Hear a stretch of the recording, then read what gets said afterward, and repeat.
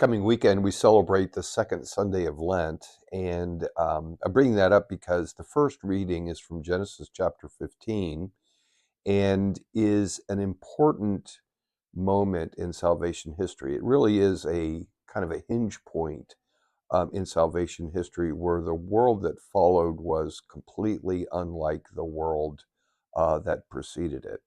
Specifically, what happened is that this was the moment in which God made a covenant, specifically with Abraham, but ultimately with the whole human race.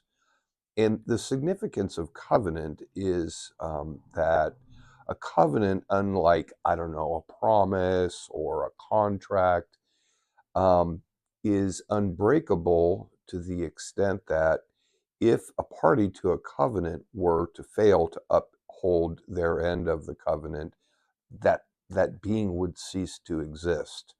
So it's not like a broken promise. It's not like a broken contract. It's a much more profound connection and commitment between the two parties of the covenant.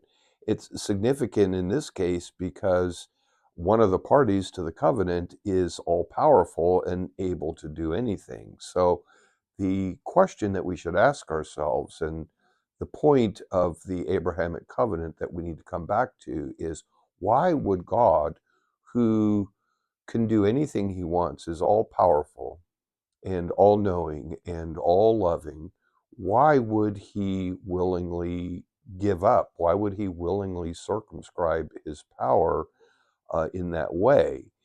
And the message that God sends in the Abrahamic covenant is that he stakes his entire being on the relationship and on the bond that he offers to humanity and forms with Abraham and his descendants in that act.